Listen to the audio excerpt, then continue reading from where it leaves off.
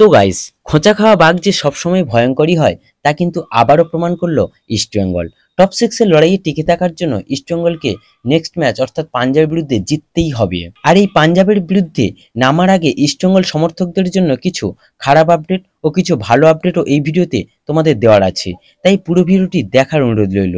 আর যারা যারা ভিডিওটি দেখছো সবাই প্লিজ লাইক ও সাবস্ক্রাইব করে দিও। তো গাইস, ইস্টবেঙ্গল তাদের নেক্সট ম্যাচ খেলতে নামছে পাঞ্জাবের বিরুদ্ধে এপ্রিলের 10 তারিখে। আর এই ম্যাচ এখন তাদের কাছে ফাইনাল ম্যাচ টপ সিক্সে টিকে থাকার জন্য। কিন্তু এমন একটি ভাইটাল ম্যাচে ইস্টবেঙ্গল পাবে না তাদের মেন দুই প্লেয়ারকে।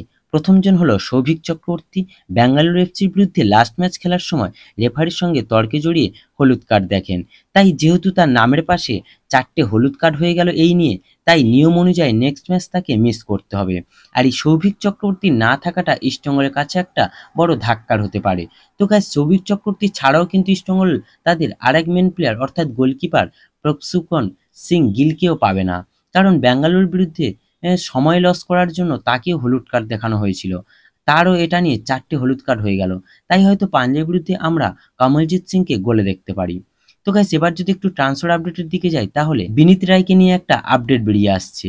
তো এই বিনীত রায়কে নেওয়ার জন্য অনেক রকম চেষ্টা চালিয়েছিল ইস্টবেঙ্গল, এবং সূত্র মারফত জানা গিয়েছিল যে বিনীত রায়ের সঙ্গে ইস্টবেঙ্গলের কথাবার্তা প্রায় অ্যাডভান্স স্টেজে এগিয়ে রয়েছে। সে যে কোনো মুহূর্তে প্রি কন্ট্রাক্টে সই করে দিতে পারে। কিন্তু এখন বিনীত রায়কে নেওয়ার ব্যাপারে ইস্টবেঙ্গলের থেকে নাকি এগিয়ে আছে চেন্নাই।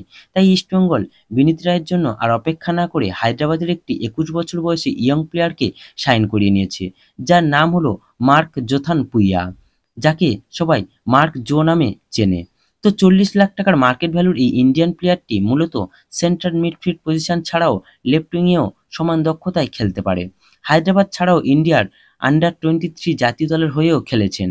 তো এই প্লেয়ারটির সঙ্গে হায়দ্রাবাদের চুক্তি মে মাসেই শেষ হয়ে যাচ্ছে, আর তাই ফ্রি প্লেয়ার হিসেবেই পরের মরশুমের জন্য ইস্টবেঙ্গল তাকে নিজেদের দলে সাইন করিয়ে নিয়েছে। তো এই মার্ক জোকে সাইন করানোর জন্য উড়িষ্যা ও পাঞ্জাবও অফার করেছিল, কিন্তু 3 বছরের চুক্তিতে সে ইস্টবেঙ্গলেই শেষ পর্যন্ত সই করলো। তো এটা একটা দারুণ সাইনিং ইস্টবেঙ্গলের জন্য, খুবই ভালো একটা প্লেয়ার। তো গাইস, এই ভিডিওতে এটুকুই জানানোর ছিল। আর যদি ভিডিওটি ভালো লেগে থাকে তাহলে অবশ্যই লাইক ও সাবস্ক্রাইব করে দিও।